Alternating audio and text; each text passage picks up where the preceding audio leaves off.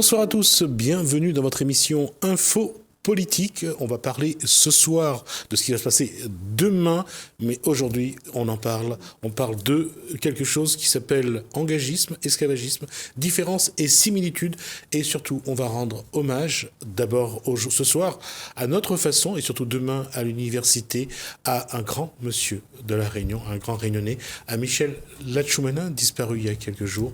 On va en parler avec nos deux invités. D'abord, honneur aux dames, Céline Ramsamy, Jean Cohen, bonsoir. Bonsoir. Docteur en histoire et présidente de l'ODI. L'ODI qui est l'Organisation pour les initiatives des diasporas. Voilà. Et également avec nous ce soir, monsieur René Squarzoni, bonsoir. Bonsoir. Professeur d'université à la retraite, oui, qui est passé de sciences économiques aux sciences de l'éducation. Oui. On va dire encore que c'est la faute de Michel Lachoumana. Oui, tout à fait. Tout à fait. Alors, on va commencer d'abord par parler de Michel, ou vous voulez parler d'abord de ce qui va se passer demain ? De toute façon, ce sera un hommage. Peut-être les deux, présenter peut-être l'événement. D'abord l'événement. Dans son ensemble. Alors, on va vous montrer l'affiche déjà de ce rendez-vous. Et c'est un paradoxe parce qu'elle est symbolique. La cheminée, on s'est toujours pas, on s'est demandé d'où vient la photo. On ne sait pas si ça vient de Ravine-Creuse ou d'ailleurs. En tout cas, il y a une cheminée d'usine, bien sûr, usine sucrière de la Réunion. Donc, vous voyez donc là, il est marqué donc différences et similitudes entre engagisme et esclavagisme dans les anciennes colonies de l'océan Indien. Un colloque que devait bien sûr animer entre autres Michel Lachoumana. Oui, tout à fait. C'était lui qui en était le responsable. Il avait une grande expérience de l'organisation des colloques. Il se prêtait d'ailleurs volontiers à cette fonction-là, aidant bien souvent une association et la faculté des lettres à monter ensemble un colloque. Michel nous a quittés le 31 mars. Ceux qui étaient associés avec lui à la préparation scientifique, intellectuelle du colloque ont souhaité maintenir cette manifestation. Ils ont souhaité élargir un peu le comité d'organisation parce qu'il y avait beaucoup à faire et des tâches à se répartir. Et donc j'ai accepté de les rejoindre pour participer à la préparation de ce colloque et à sa réalisation demain. Alors justement, ce colloque, quand on parle de différences et similitudes entre engagisme et esclavagisme, est-ce qu'on peut déjà commencer ? Je vais vous poser cette question-là. Qu'est-ce que c'est d'abord l'esclavagisme ? Qu'est-ce que c'est l'esclavage ? Et qu'est-ce que c'est l'engagisme? Alors, sans vous opposer, bien sûr, c'est pas le but du jeu, mais j'ai essayé de chercher des définitions. C'est pas facile. Même sur Internet, on ne trouve pas une vraie définition. Alors, on va commencer par l'esclavage, parce que l'esclavage, ça a été le premier fait dénoncé, et d'ailleurs, ça a été reconnu aussi, ça a été reconnu comme crime contre l'humanité. L'esclavage, pour vous, quelle est la définition une définition simple, et qui pourrait être je dirais, le plus concrète, la plus véridique possible? Ce serait quoi, l'esclavage? Je pense que c'est la réduction d'un être humain, d'un certain nombre d'êtres humains, à des objets, à des marchandises, qui sont susceptibles d'être échangés, d'être vendus. C'est-à-dire que le maître a sur l'esclave tous les attributs du droit de propriété. Il peut s'en servir, il peut en disposer et il peut s'en séparer. Voilà. La même définition là-dessus, oui, Céline oui, je suis Ramsamy. tout à fait René Squarzoni. Pour moi, l'esclavage, c'est avant tout la réduction d'un être humain à un objet qu'on peut vendre, acheter et sur lequel on a un certain nombre de droits, mais peut-être pas tout non plus. Oui. Pour donner un exemple, j'ai lu le rapport fait par un petit groupe de vaisseaux que la monarchie française, vers 1820, avait envoyé sur le golfe de Guinée pour savoir qui avait des comptoirs et qu'est-ce qu'on y vendait. Et dans le rapport qui est fait, chaque comptoir anglais ou hollandais est décrit, etc. Et puis, à chaque emplacement où les Européens ont un contact avec les Africains, il y a la liste des produits qu'on peut acheter. Alors, défense d'éléphant, plumes d'autruche, de l'or, et puis la pièce d'Inde. La pièce d'Inde, c'est l'esclave standard, un homme jeune, en bonne santé, entre 20 et 40 ans, en bonne santé, et là, il y a son prix. Et en quoi on peut payer ? C'est-à-dire, est-ce qu'on peut payer en coquillage? Est-ce qu'on peut payer en verroterie? Est-ce qu'on peut payer en fusil à pierre? On est donc bien là, vraiment, dans un catalogue. Qu'est-ce qu'on peut acheter? Et parmi ce qu'on peut acheter, il y a la pièce d'Inde, c'est-à-dire celui qu'on va envoyer dans les Indes occidentales, hein, puisque là, on est dans un commerce de traite tourné vers l'Amérique. C'est une marchandise. Voilà. On va juste rappeler une chose, j'essaie de voir de quand date l'esclavage, qui ont été les premiers esclaves. Et un fait dont on a déjà parlé sur ce plateau, les esclaves ne viennent pas d'abord d'Afrique. Si on regarde, les premiers qui amènent le mot, et d'ailleurs esclaves, sont les Slaves, le mot slaverie en anglais, on voit que l'esclave, c'était d'abord un rapport de force. C'est celui qui gagnait la guerre, qui imposait à l'autre les conditions d'esclavage. Un peu dans les guerres, comme entre les Romains, les Gaulois ou autres, ce qu'on appelait les barbares qui envahissaient les territoires et qui soumettaient les vaincus à leur bon vouloir. Tout à fait. Je pense que c'est ça qu'on devait d'abord appeler l'esclavage. Et si on remonte à la préhistoire, un peu à l'époque de la guerre du feu, c'est celui qui gagne qui soumet l'autre clan. Tout à fait. Donc, et pour apporter une précision, on va dire que c'est vrai que depuis un certain nombre d'années, on avait tendance à identifier ou à placer sous le mot esclavage le commerce triangulaire qui avait lieu dans le cadre de la traite européenne, alors qu'en fait, de plus en plus de recherches tendent à montrer et à prouver que l'esclavage existait bien avant, notamment depuis l'Antiquité, depuis la période antique. Oui, donc on remonte que ça soit en Occident ou en Orient. Hein. Tout à fait. Et pour terminer sur ce que je voulais montrer, c'est que l'esclave, au départ, c'est pas sa couleur qui fait de lui l'esclave, c'est une condition. On voit bien la définition, c'est la condition de l'individu par rapport à un autre individu. Il y a une réciprocité ou un rapport de force. Donc c'est pour faire comprendre que, et c'est là lorsque Céline Jean-Cohn parle de ce fameux triangle, Afrique, Europe, Afrique, Amérique du Sud, et on revient en Europe, c'est là on voit que finalement on a mis une image sur l'esclavage et on a mis une couleur, c'est-à-dire le nègre, l'africain.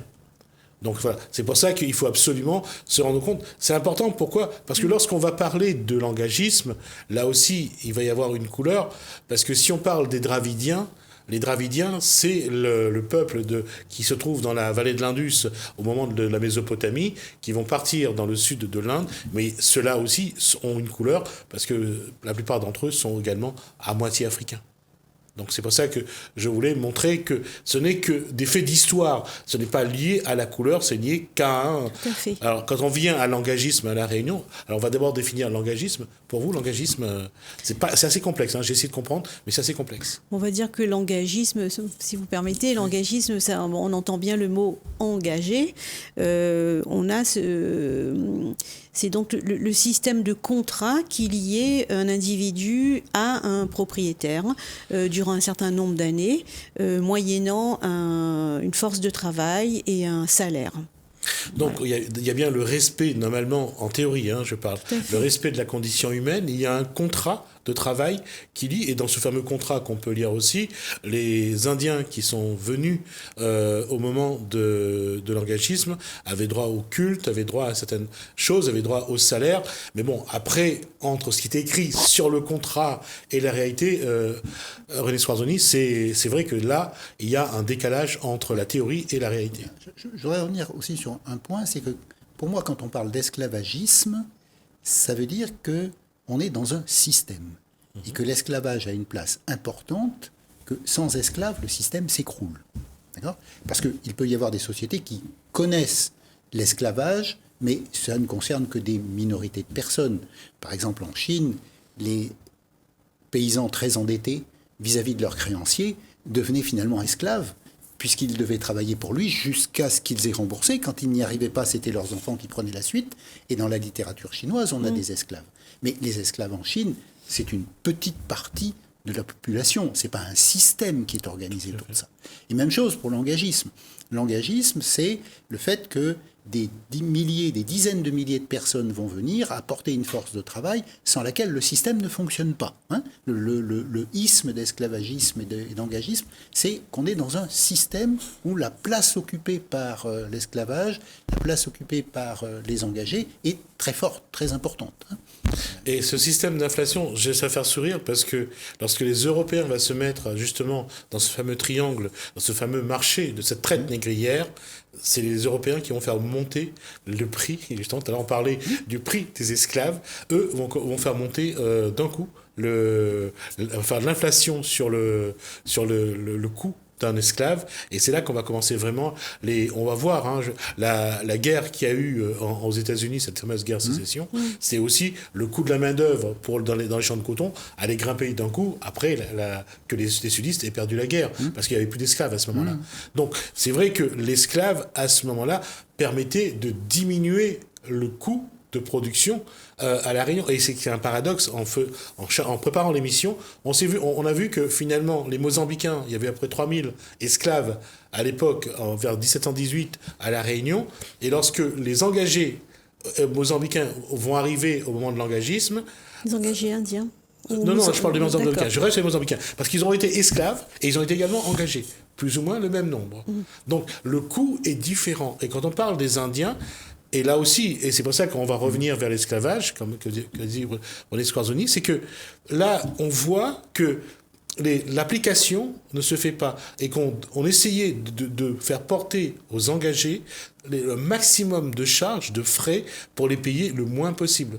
Parce que je crois qu'ils avaient droit à 6 mois de salaire en arrivant.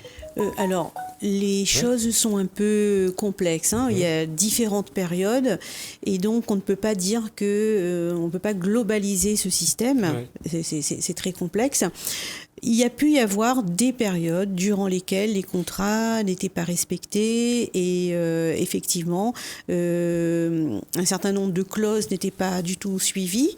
Ça, on va dire, c'est durant le premier 19e siècle, durant l'expérience qui a été menée. Et au fur et à mesure, c'est ce qu'on va étudier dans le colloque d'ailleurs. Quelle année débute vraiment l'engagisme entre l'Inde et la Réunion ? Alors en fait, quand je dis que c'est compliqué, c'est vraiment compliqué parce qu'il faut savoir, et ça perturbe un peu le quidam de le découvrir, c'est que l'engagisme existe en fait depuis le XVIIIe siècle. C'est depuis le XVIIIe siècle qu'on a commencé, que la Bourdonnais par exemple et Duplex ont commencé à faire venir les premiers travailleurs de l'Inde et c'était des ouvriers qui avaient des spécialités, qui ont contribué fortement à construire des édifices à La Réunion notamment. Et donc ces premiers ouvriers avaient des gages qui étaient donnés à leur famille en Inde sur place. Et donc ils avaient la possibilité de rentrer. Ensuite, il y a une sorte de période d'accalmie et l'engagisme a repris beaucoup d'ampleur après l'abolition. Mais au moment où l'abolition commence, on va dire qu'il y a déjà des engagés qui sont déjà là. 1828.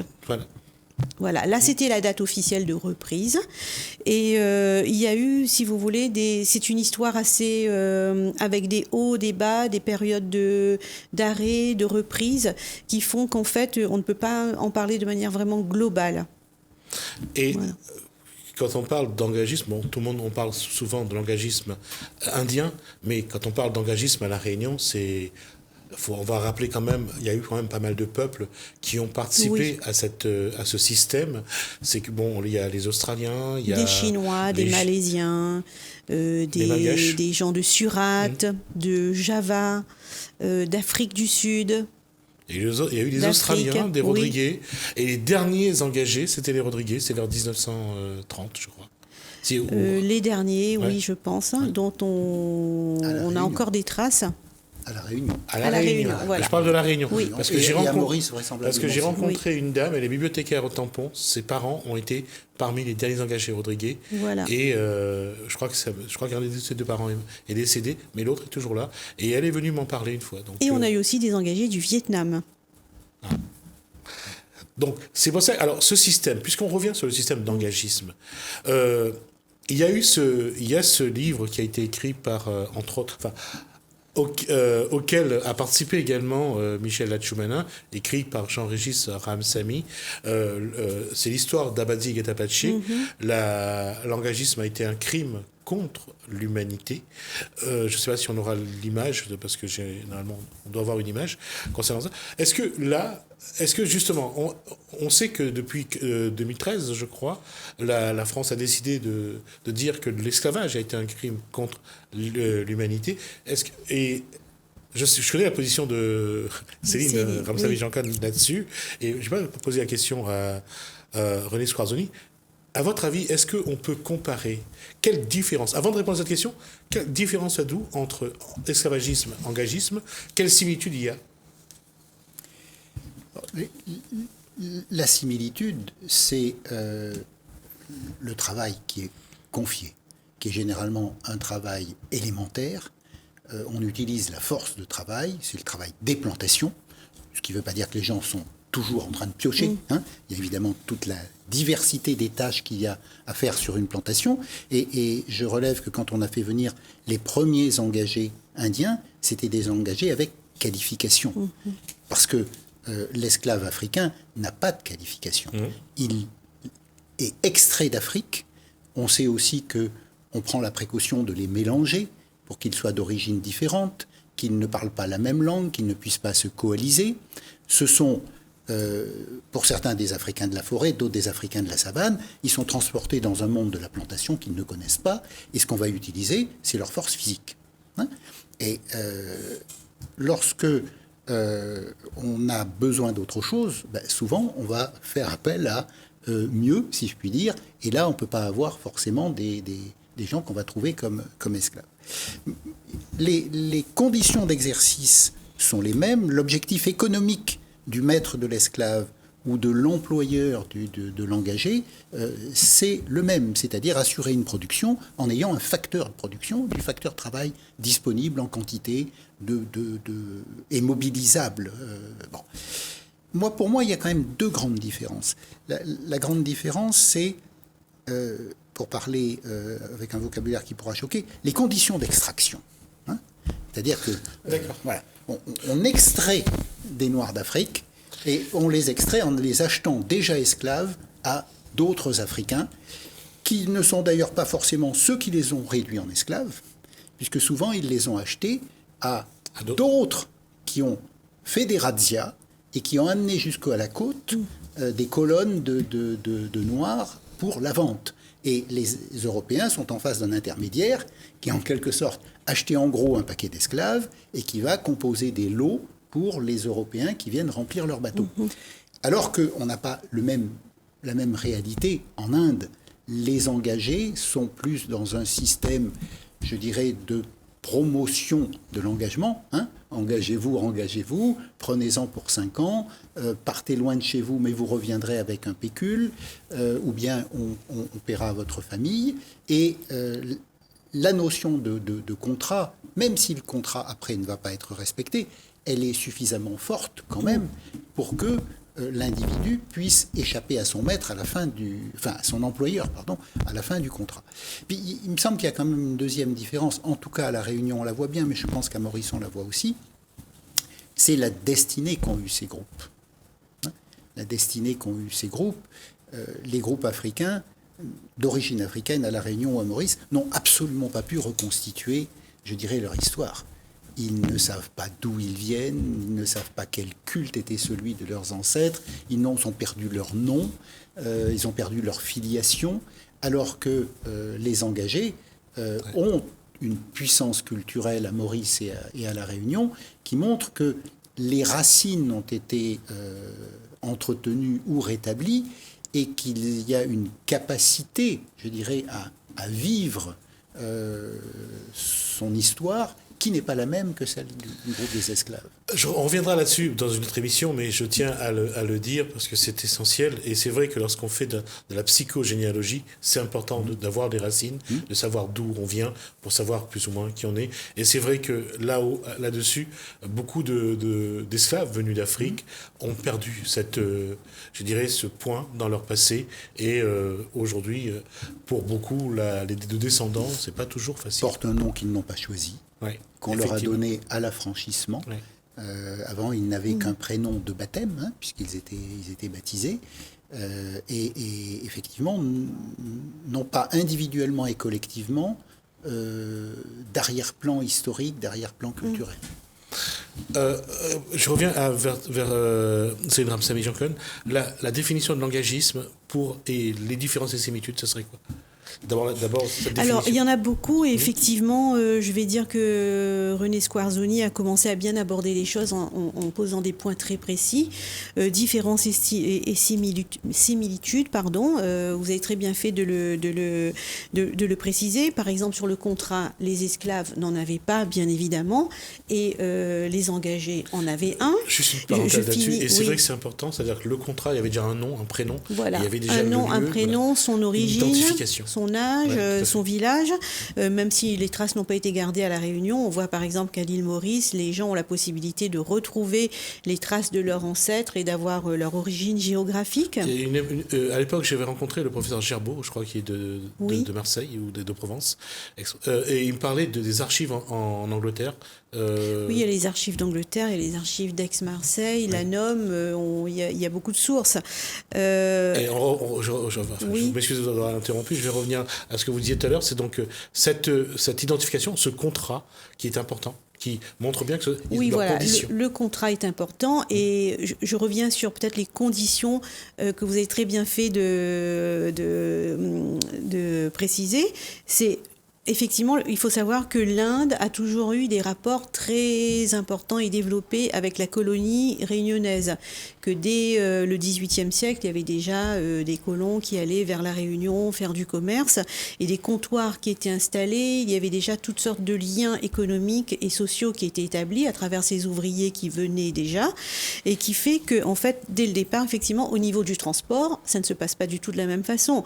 L'engagé, quand il prend le bateau, il a un médecin à bord qui examine son état général et qui reste là tout le long du bateau, du trajet, pour vérifier si les choses se font dans des bonnes conditions. Lorsque le bateau arrive, il y a un procès-verbal qui est signé et rempli par le médecin et qui fait état du nombre de pertes, de décès, des gens qui sont tombés malades, de l'état des maladies, etc. Alors que je suppose que pendant l'esclavage, les esclaves étaient plus traités comme vraiment du bétail qui était mis au fond de la cale et qui ressortaient tous au même moment, aux mêmes heures. On ne peut pas comparer le mode de transport. Après, c'est pareil, au niveau, vous avez bien fait de citer des repères identitaires comme les cultes. Il faut savoir que les Indiens, par exemple, pratiquaient déjà leur culte depuis le XVIIIe siècle à La Réunion, ce qui fait que lorsqu'ils arrivaient comme engagés, bien sûr, ils étaient déracinés, mais il y avait déjà des Indiens qui étaient installés, qui étaient propriétaires. On n'en parle pas beaucoup, mais les Indiens n'étaient pas tous esclaves ou engagés. Il y en a qui étaient propriétaires terriens, avec eux-mêmes des esclaves. C'était une minorité, bien sûr. Mais globalement, quand ils arrivaient, ils n'étaient pas considérés vraiment de la même façon que les esclaves. Après, bien sûr, les similitudes, évidemment, on va en trouver. Alors, les similitudes, ça reste la maltraitance, parce que, on en parle dans beaucoup d'ouvrages, dans beaucoup de documents. On le voit. Le respect même du contrat ne s'est pas fait à la virgule près, et parfois même pas du tout. On essayait, comme souvent, quand on fait venir des gens de l'extérieur, on leur fait porter le maximum de charges pour qu'ils travaillent, et parfois, et dans ce que j'ai pu lire, parfois ils travaillaient 6 mois gratuitement pour... Oui, il y avait des abus au niveau des termes du contrat qui n'étaient pas respectés, et donc après, si on regarde de manière globalisante, on sait que à la même période en Europe, les travailleurs faisaient aussi beaucoup d'heures. Il y avait peut-être pas une si grande différence, mais par contre, au niveau des similitudes, dès le début du 19e siècle, on peut remarquer par exemple que les Indiens engagés qui quittent les habitations parce qu'ils ne sont pas contents des conditions et qui fuient, eh bien on va employer par exemple le même terme de marron pour parler des fuites d'engagés, alors que c'est un terme qui normalement est appliqué uniquement aux esclaves. Donc on voit qu'au niveau de la terminologie, parfois la différence entre esclavage et engagisme n'est pas forcément clairement marquée. Justement, ces mauvais traitements, parce Oui. que c'est ce que dénoncent souvent les engagés lorsqu'ils font, ils ont à dire plus ou moins comment ils ont vécu. C'est ce qui a fait qu'il y en a qui sont rentrés plus tôt ou pas? Alors, sur les retours en Inde, moi, je ne suis pas spécialiste de cette question-là. Je sais que dans tout mouvement migratoire, sauf pour l'esclavage, où il n'y a pas eu de retour, à part la création du Libéria et la réinstallation d'un tout petit nombre, finalement, d'anciens esclaves américains au Libéria, dans tout processus d'émigration, il y a des retours par échec ou des retours après réussite. C'est-à-dire qu'après réussite, c'est-à-dire que les gens ont émigré, ils se sont enrichis Oui. et ils rentrent fortune faite au pays pour racheter une grande maison, etc. On va justement me rappeler que Libéria a été créé en Afrique pour permettre aux Afro-Américains de revenir en Afrique. Oui. Ça a été, on a créé ce pays pour eux. Voilà. Avec une réussite limitée en termes de nombre d'Afro-Américains qui ont fait le choix de retourner, d'autant plus qu'ils allaient retourner, si je puis dire, dans la vraie Afrique, c'est-à-dire une Afrique peuplée par des groupes ethniques juxtaposés, mais se connaissant très bien, s'identifiant très bien, et qu'eux n'étaient pas forcément partis de cet endroit-là. Oui, tout à fait. Ils étaient partis de toute la côte d'Afrique occidentale et équatoriale. Tout à fait, oui. Oui, alors je pourrais compléter éventuellement l'information sur la Réunion. Effectivement, vous nous avez parlé du rapport qui avait été rendu et qui est donc à l'origine de la fin de l'engagisme. On sait que ce rapport a été sujet à polémique parce qu'effectivement, le rapporteur qui est venu, qui était le commandant Mio, qui est venu faire une étude sur la situation à La Réunion, Mio et Goldmich, ont effectivement constaté des abus dans les contrats. Des abus, des maltraitances, plusieurs points non respectés, comme tout simplement parfois le fait que certains engagés n'étaient pas enterrés avec le nom et leur matricule, donc ils disparaissaient complètement de la circulation. Les enfants, par exemple, n'étaient pas pris en charge dès que les parents étaient orphelins. Lorsque les engagés mouraient, on ne savait pas ce que devenait leur gage, qui aurait dû être transmis à leur famille. Donc tous ces abus-là, bien sûr, ont été bien répertoriés. Et la polémique, la grande question qui reste vraiment tenace, c'est de savoir est-ce que réellement ce rapport était complètement, voilà, ou bien on sait quand même qu'il y a d'autres témoins de l'époque qui disent que le gouvernement anglais, dès le début, voyait d'un très mauvais œil que les engagés indiens qui étaient citoyens anglais à l'époque puissent être transportés comme ça sur les colonies françaises et que dès le départ, ils essayaient plus ou moins de freiner quand même ce déplacement de population anglaise, de citoyens anglais. Et donc, du coup, il y a quand même quelque chose qui est sûr, c'est que au moment où l'engagisme s'est interrompu, en Inde, il y avait un très très gros besoin de main-d'œuvre, notamment pour le développement des voies ferrées. Alors, deux choses importantes. D'abord, se rendre compte que en France, on a d'abord sacrifié le comptoir des Indes et ce que Colbert avait fait pour mettre fin un peu à cet engagisme, peut-être pas à La Réunion, mais ailleurs, parce que se démarrer justement ce triangle commercial pour l'esclavage, et puis dire aussi, et ça c'est de discussion avec René Soirzoni, que l'esclavage est normalement interdit en France au moment où il se relance, c'est-à-dire qu'il y a eu une décision. Oui, tout à fait. Pour quelqu'un qui a suivi le cursus universitaire de mon époque, j'ai eu en première année un cours d'histoire des institutions et des faits sociaux, de l'Antiquité à la Révolution française, et c'est très clair, c'est le découpage sur lequel va d'ailleurs s'appuyer Marx. Il y a l'esclavage, c'est l'esclavage antique. Ensuite, il y a le monde féodal, avec le rapport entre le seigneur et le serf. Et puis après, il y a le monde du salariat, avec le capitaliste et l'ouvrier. Ah bon. Et donc, justement, Wikipédia fait une analogie entre servage et engagisme. C'est faisable ou pas pour vous? Alors, c'est délicat à faire parce que dans le rapport féodal, on a des gens qui sont nés au même endroit. et le serf doit rester sur sa terre. Et puis, il y a un rapport de protection qui est fondamental dans la société féodale, puisque le seigneur, c'est celui qui protège, il y a ceux qui se battent, ceux qui prient et ceux qui travaillent. Et c'est ça l'organisation sociale. Bon. Donc, pour quelqu'un qui avait suivi ce cours-là, il était très étonnant en arrivant à La Réunion de savoir que des esclaves avaient pu rencontrer des salariés, en quelque sorte. Et non seulement... Alors, au début, j'ai pensé qu'ils s'étaient simplement succédé, c'est-à-dire qu'on avait arrêté l'esclavage et fait venir des engagés, mais c'est plus complexe que ça. C'est-à-dire qu'on commence l'engagement avant la fin de l'esclavage, puisque beaucoup sentent venir la fin de l'esclavage, on interdit la traite, etc. Et donc ces gens-là ont coexisté, ce qui est tout à fait particulier. Pour un marxiste, c'est une situation tout à fait étonnante que l'Europe féodale ait pris le modèle de l'esclavage pour satisfaire un besoin de main-d'œuvre, et au moment où elle arrête de s'en servir, ou quand elle commence à arrêter de s'en servir, elle plaque dessus un système qui est un système de prolétarisation, si j'emploie un vocabulaire marxiste, de prolétarisation des engagés, parce qu'il faut satisfaire ce besoin de main-d'œuvre. Et du coup, dans l'océan Indien, ils vont se rencontrer. Ces gens-là qui en Europe sont séparés pratiquement par 2000 ans vont se rencontrer dans l'océan Indien. La condition d'esclave et la condition d'engagé vont se superposer à Maurice et à La Réunion. Alors, finalement, quand on regarde, avant de passer à ce programme, justement, alors la question aujourd'hui, enfin, cette question que je voulais vous poser, c'est lorsqu'on parle de...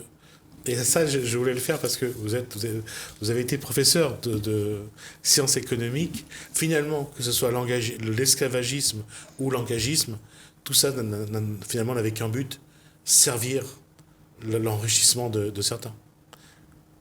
Oui, servir l'enrichissement de certains et d'un groupe au nom duquel il travaillait dans les îles, puisqu'il ne faut pas oublier que dans les îles, on a des compagnies des Indes françaises ou anglaises à monopole, qui sont en quelque sorte l'instrument du royaume d'Angleterre ou du royaume de France dans ces îles. C'est-à-dire que ce ne sont pas des individus qui vont librement en aventurier dans les îles, c'est quand même très organisé. C'est une compagnie à monopole, et cette compagnie à monopole va signifier au roi de France qu'elle n'a pas de main-d'œuvre, et que pour le développement de la main-d'œuvre, il lui faut quoi ? Il lui faut des gens qui soient à disposition. Et donc le roi de France, très catholique, va autoriser l'esclavage sur ces territoires-là, alors même que c'est strictement interdit dans le royaume de France, et que tout esclave qui pose le pied dans le royaume de France est libre. Elle est affranchie. Hein. Et donc c'est important. Justement, comment, à travers le programme qui va être fait demain, Céline Ramsamy-Giancom, comment va être développé ce thème dans ce colloque, différences et similitudes entre engagisme et esclavagisme dans les anciennes colonies de l'océan Indien. On parlera beaucoup de la Réunion, oui. On parlera aussi de Maurice et d'ailleurs. On parlera de Maurice, on parlera de l'Inde, et si on devait donner le programme, il sera en fait, je l'ai sous les yeux là, j'en profite, il sera réparti sur 4 séances. On va parler tout à l'heure un peu plus de la séance inaugurale qui va aussi nous servir qui va venir après l'hommage de Michel Lachoumana. Et donc, durant la première séance, on va justement parler de la période transitoire entre l'esclavage et l'engagisme, où vous aurez, on va parler vraiment de l'esclavage. Par exemple, Didier Huitelec, qui est docteur en histoire et qui a beaucoup traité de l'esclavage, parlera justement des esclaves indiens qui ont été recensés, qu'il a étudiés récemment. Il y aura également une intervention de Prosper Rêve, et ensuite la deuxième séance, ça sera plus sur le côté contour de l'engagisme, différentes approches de l'engagisme. Moi-même, personnellement, j'essaierai d'examiner la question carcérale, puisque c'est aussi un axe sur lequel on peut tout à fait et faire émerger des problématiques sur la situation des engagés, puisqu'on voit que après l'abolition de l'esclavage en 1850 par exemple, il y a un rapport qui est émis, eh bien les engagés indiens par exemple se retrouvent sur la même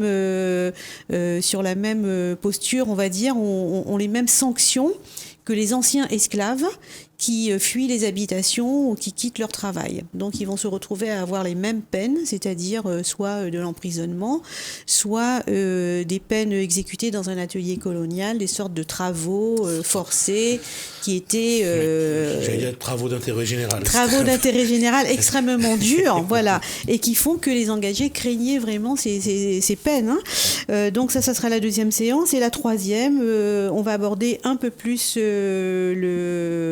l'océan Indien avec des interventions de spécialistes de Maurice, Satyendra Pirtom de la Pravasi Ghat et Govindan Vishwanathan qui a travaillé longtemps aux archives et qui va parler des conditions d'existence sociale et morale des migrants indiens, sachant qu'elle n'était pas forcément exactement la même qu'à La Réunion, puisque Maurice a accueilli un nombre beaucoup plus important d'immigrants indiens que La Réunion. Voilà. Sachant qu'à ce jour, on se demande toujours combien d'engagés indiens déjà il y a eu à La Réunion, combien d'engagés d'une manière globale et combien d'engagés indiens. Et souvent, ça part de 60 à 120, 60 000 à 120 000 et ça se les joue chiffres souvent, ne sont jamais les mêmes en fait, hein, que ce soit à Maurice ou à La Réunion, on n'arrive pas, on va donner des sources, mais ces sources sont parfois un peu fluctuantes, ne sont pas fantaisistes, mais un peu décalées, voilà. Alors qu'il y a quand même j'allais dire, la marge d'erreur est très importante parce qu'on ne sait pas très bien quel est ce chiffre. Oui, alors après, par exemple, vous avez des sources missionnaires qui reprennent les sources officielles, qui elles-mêmes reprennent les sources, par exemple, gouvernementales, qui font que parfois, on pourrait justement un jour faire carrément une étude sur justement l'aspect quantitatif de l'engagisme, réunir toutes les sources et puis les mettre tous les uns à côté des autres pour qu'on ait un regard général, une étude générale sur la question du nombre d'engagés. Je vais passer, pas changer de sujet vraiment, mais René Sforzoni, est-ce que vous avez eu l'occasion de discuter avec Michel Lachoumana de ce qu'il voulait vraiment mettre en avant dans ce colloque-là? Différences et similitudes entre engagisme et esclavagisme dans les anciennes colonies de l'océan Indien. Est-ce que c'était l'occasion, est-ce qu'il y avait un objectif particulier? Alors, moi je vous réponds tout de suite, non. Puisque je n'étais pas associé du tout avec la préparation de ce colloque, mais mes relations avec lui portaient plutôt sur sa dernière publication, l'ouvrage qu'il a consacré aux Gilets jaunes, et dont il m'avait demandé d'assurer la préface. Donc mes derniers échanges avec lui ont porté sur son dernier ouvrage, mais pas sur ce colloque qui était en cours de préparation. On rappelle également que, on donnera quelques éléments au fur et à mesure sur ce qu'a été Michel Lachoumana, mais la question c'est aussi de se dire que c'était également un psychologue. Est-ce qu'à travers ce livre, il essayait aussi d'expliquer un petit peu le colloque est là? Est-ce qu'il essayait de trouver un petit peu les racines du mal sans être méchant dans ce que je veux dire, de comprendre aussi la révolte du peuple réunionnais dans son ensemble lors de ce mouvement de Gilets jaunes? Est-ce que c'était son objectif ou pas? Je pense pas. Je pense que le mouvement des Gilets jaunes a été un mouvement réunionnais. J'ai jamais ressenti dans le mouvement des Gilets jaunes à La Réunion de dimension, je dirais, communautaire ou de retour très fort à l'histoire. Ah non, je reste sur l'aspect économique. C'est revendiquer la place dans une société, non pas à cause de son ethnie, de ses racines, ou de sa couleur, mais avoir une place dans la société dans laquelle on vit, parce qu'on a droit, comme tout être humain, aux mêmes égards, au même respect, à la même dignité. C'est là la question. Là, je vous avais pas bien compris. Là, oui, évidemment, il y a chez Michel Lachoumana une grande disponibilité pour des thèmes portant autour de la justice et l'injustice, et pour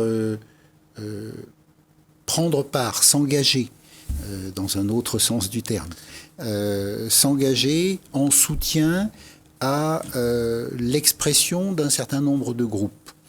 Il a volontiers consacré son temps à permettre à des groupes de s'exprimer, sans s'exprimer à leur place.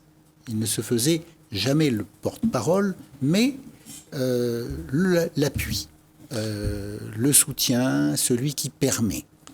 La parole au peuple, c'est très important. Ouais. C'est de dire qu'aujourd'hui, c'est le plus grand nombre qui doit décider pour ceux qui ont, pour le plus grand nombre qui en a plus besoin. Parce que souvent, c'est une minorité qui décide pour une majorité. Et souvent, on le dit dans toutes les recherches que vous menez, on dit souvent que c'est le vainqueur qui écrit l'histoire, qui donne les informations. Lui, quelque part, je pense qu'il cherchait aussi à donner la parole à ceux qui ne voulaient pas le prendre, ou ne pouvaient pas le prendre, ou avaient peur de le prendre. C'était ça aussi, Michel Hachoumana, je crois. Tout à fait. Et je pense que justement, cette démarche, sa propension à aider les recherches sur l'engagisme, à les encourager, c'était pas du tout dans un esprit de, on va dire, de revanche, d'esprit de mentalité communautaire, par exemple, pas du tout. Il avait une réelle envie de nous aider, d'aider les chercheurs qui travaillent sur l'engagisme à pouvoir s'exprimer, à trouver une place à l'université. Et donc, il y a un certain nombre de chercheurs qui ont gravité autour de lui comme ça. Je parle au niveau de l'ODI, donc il a encouragé. Ça a commencé par Jean-Régis Ramsamy, moi-même, Sully Govindin. Il y a plusieurs personnes qui font partie de l'ODI, qui travaillent sur ces thèmes-là. Et Michel voulait nous accorder une place, nous donner la possibilité de travailler et peut-être de mettre en valeur nos recherches.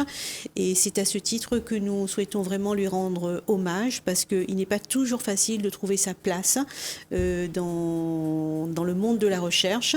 Et à ce titre-là, nous lui sommes vraiment très, très reconnaissants. Alors, parce qu'il y a quelque chose aussi que, quand on lit ce qu'il a fait, ses recherches, le travail qu'il a mené, c'est de voir qu'il voulait vraiment que cette société, elle soit construite par tous qui y participent, tous qui y vivent en fait. Et on l'entend et dans son livre, dans cet ouvrage, quand il parle de démocrature, ça reste quelque chose de particulier.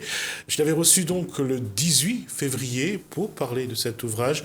On va juste voir un tout petit bout de ce moment où il parle justement de démocrature.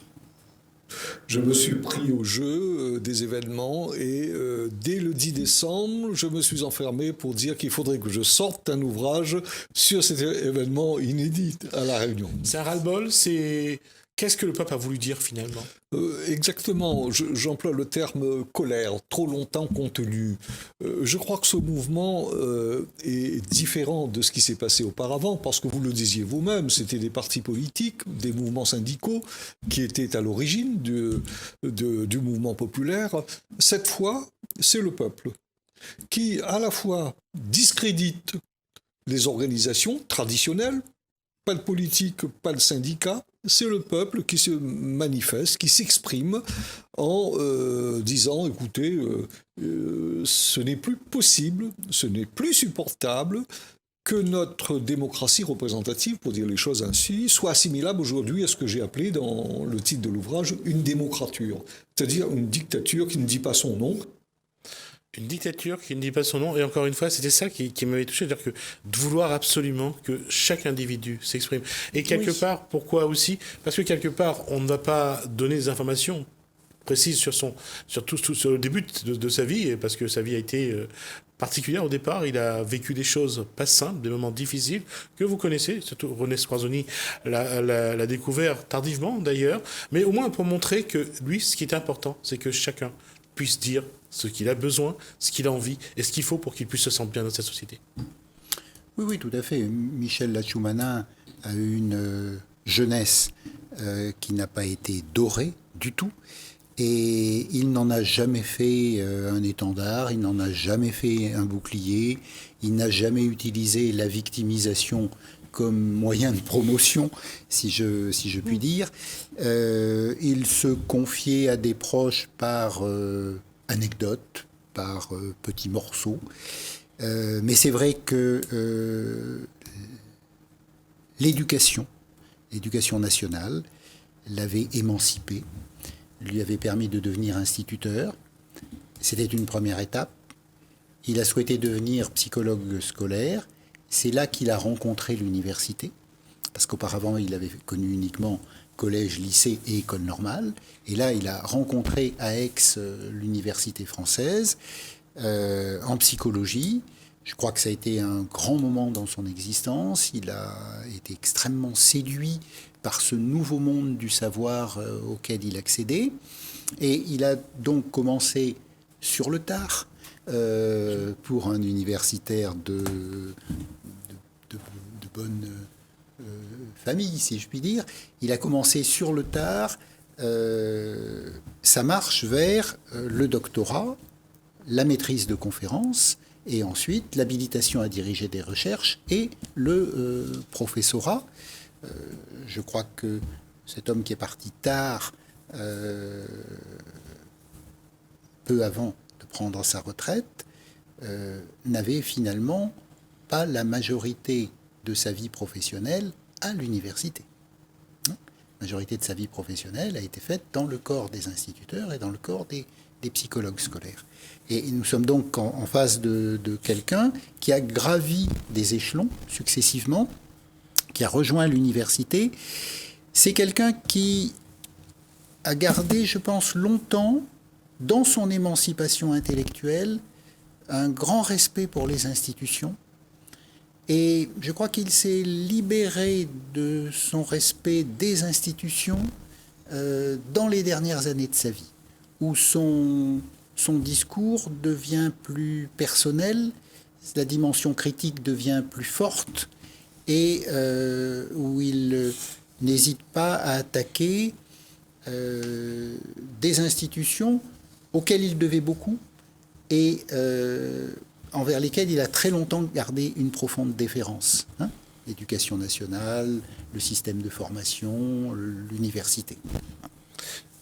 Pareil, Céline Ramsamy-Jean-Cohen, je veux dire, dans l'apprentissage, dans ce qu'il apporte, on ressent chez lui ce besoin d'émanciper l'être humain dans son environnement. Oui, je pense que après son départ, on a pris la majorité toute la Réunion en fait a pris vraiment conscience de cette faculté que Michel Latschoumana avait à voir en tout être humain une certaine perfectibilité, une certaine possibilité de s'émanciper, de se construire, d'évoluer. Et donc, quelle que soit la personne qui allait l'aider, eh bien, il lui apportait de l'aide, que ce soit un étudiant, un chercheur, un enseignant. Il était toujours prêt à apporter sa contribution, à apporter sa caution scientifique. D'ailleurs, c'est grâce à lui que nous avons pu publier tous ces ouvrages là sur l'engagisme. Ici, par exemple. Je peux le montrer. Voilà. Donc, ça, c'était en 2012. Engagisme, diaspora et culture indienne dans les anciennes colonies de l'océan Indien. Vous n'allez pas bien voir aussi. Voilà, donc ce document-là. Il y a aussi ce livre sur les. Là, c'était en 2014. Oui. Donc là, c'est donc interculturel, diaspora indienne, mondialisation dans l'océan Indien, réalité, enjeux et perspectives. Que vous pouvez voir, il y a également. Alors ça, c'est quelque chose d'à part parce que il a arrêté de parler d'illettrisme. Pour René Sorzoni, vous allez pouvoir m'expliquer. Ou littératie. Ou littératie, ça veut dire. Ça veut dire qu'il trouvait que le terme d'illettrisme était un terme péjoratif et il préférait parler du processus d'accès. D'accord, l'apprentissage. L'apprentissage, devenir lettré pour la lecture et pour l'écriture, et que le terme littératie, en tant que processus d'acquisition de ces compétences fondamentales, lui paraissait plus adapté. Et reconnaître un besoin plutôt que constater un défaut ou un manque. Et c'est vrai qu'il a gardé un très sincère attachement pour les humbles, les simples, les oubliés, alors qu'il aurait pu, compte tenu de sa progression professionnelle et sociale, au contraire, ou les oublier un peu, s'en éloigner et rejoindre des groupes plus flatteurs, les groupes réservés auxquels il pouvait accéder par le professorat d'université. Hein. C'est quelqu'un qui a toujours beaucoup porté d'attention aux oubliés, alors que lui-même n'était plus dans la situation de ceux qu'il défendait. Tout à fait. Et je rajouterais aussi que, avec le recul, on s'aperçoit quand même que la question de l'exclusion, la question des inégalités et la question des injustices, c'était vraiment les thèmes qui sous-tendaient toujours les actions de Michel Lattchoumana. On va quand même repréciser qu'il était membre du CREFOM et que donc toute la question de... On va juste rappeler voilà. ce que c'est le CREFOM. Donc, c'est le je préférerais que ce soit Céline qui le dit. Donc, c'est alors, le conseil représentatif, après donc le E, je ne sais plus. Des Français d'outre-mer. Des Français d'outre-mer. Donc, ça servait surtout à la promotion des Réunionnais et bien sûr des ultramarins, chacun sur son territoire, et aussi travailler au retour des Réunionnais ou des ultramarins en métropole, au retour, voir comment faciliter aussi leur retour à la Réunion. Et que lorsqu'on parlait de connaître, j'allais dire que c'est...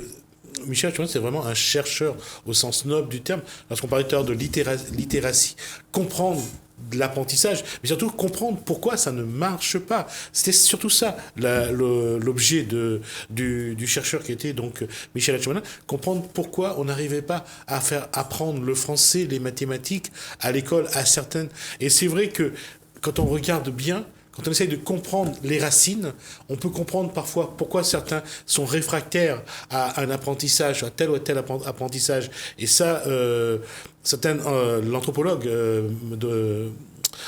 Charlotte Rabessala, elle qui a été une anthropologue, il explique aussi cette démarche-là que les descendants d'esclaves ont plus de mal à s'insérer, et surtout les descendants d'esclaves d'Afrique ont plus de mal à s'insérer, ce qu'on appelle les cafres à la Réunion, ont plus de mal à s'insérer dans cette société que d'autres, parce que eux n'ont plus ces repères, ces racines.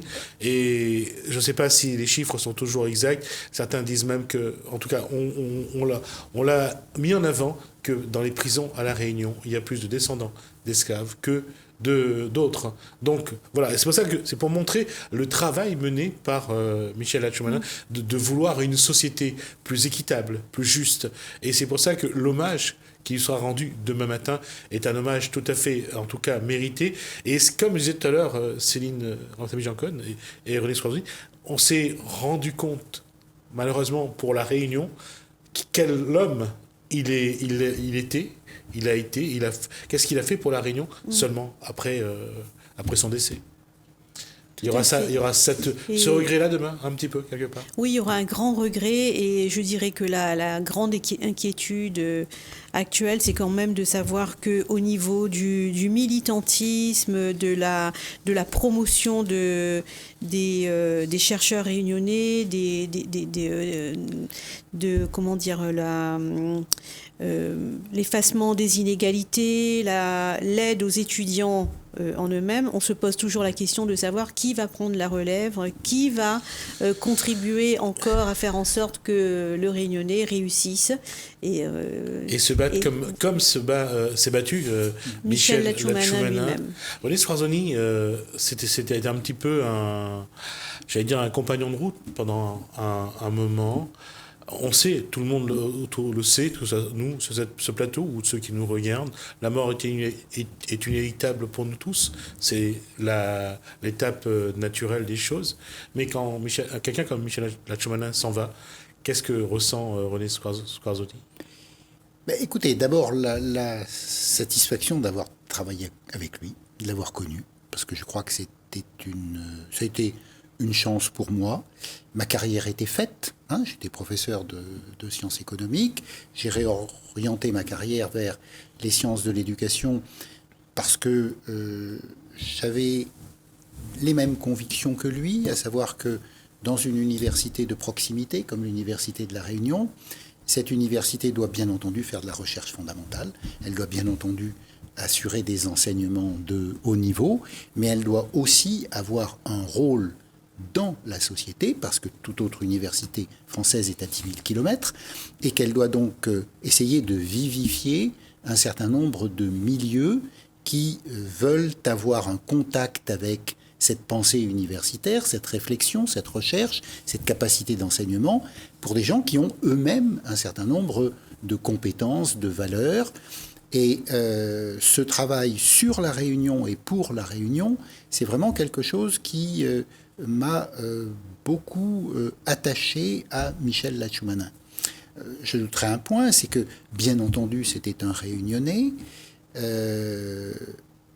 mais c'était un Réunionnais laïque, c'est-à-dire un Réunionnais qui travaillait pour tous les Réunionnais et pour toute la Réunion, avec des compétences étendues.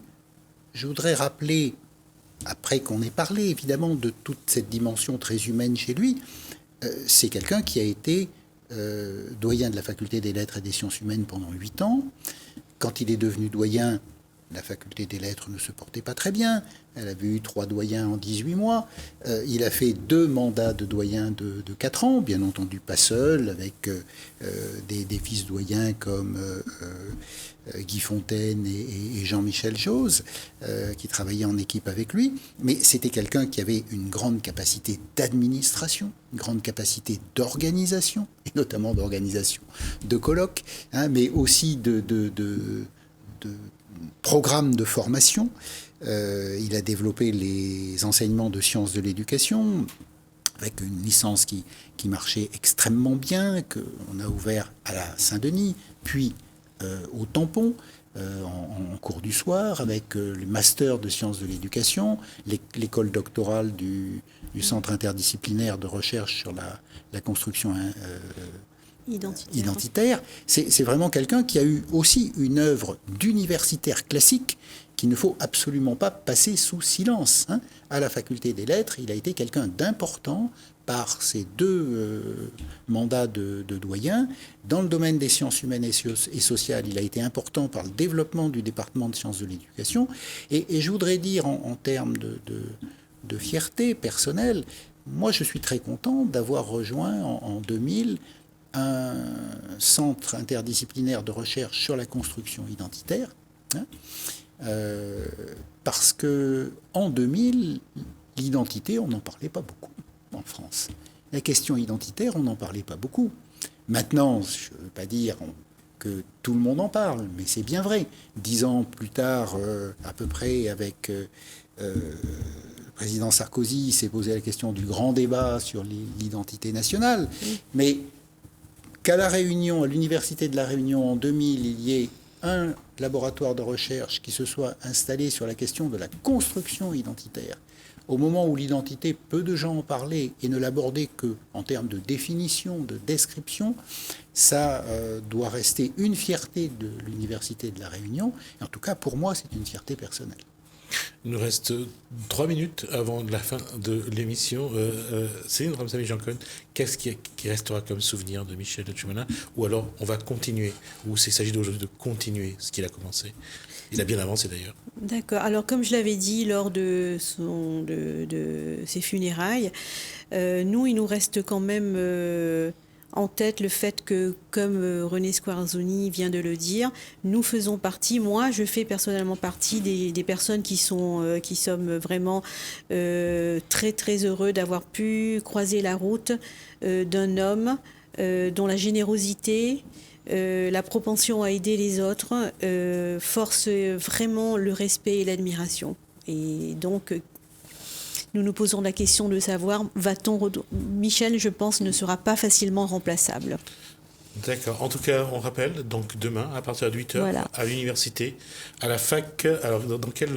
Est-ce qu'on peut juste... Alors, ça se déroulera... Alors, on a oublié de dire quand même quelque chose de très important, c'est que l'inauguration de ce colloque commencera par l'attribution du nom de Michel Lachoumana à l'amphi numéro 1, qui est l'amphi dans lequel il avait usage de faire cours le plus souvent. Et donc, assister à cet hommage et assister à ce colloque, c'est peut-être une manière de respecter sa mémoire, de donner une certaine importance et une valeur à ce qu'il avait commencé et que nous essayons de terminer dans 2 jours, vendredi 26 à l'université, à la fac des lettres. prendre en tout cas conscience et la dimension du travail mené par Michel Lachumana. Merci René Squarzoni. Merci également donc à Céline Ramsamy-Giancone, donc deux universitaires donc qui demain participent à ce colloque donc sur différences et similitudes entre engagisme et esclavagisme dans les anciennes colonies de l'océan Indien.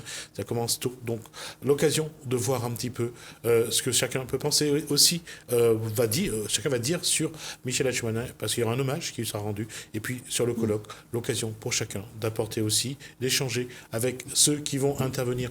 Merci à vous de nous avoir suivis. En tout cas, merci à François pour tout le travail. Merci à sa stagiaire qui a été apparemment très dynamique également. Merci à vous de nous avoir suivis. En tout cas, continuez bien votre soirée sur Télécréole. Bonsoir chez vous.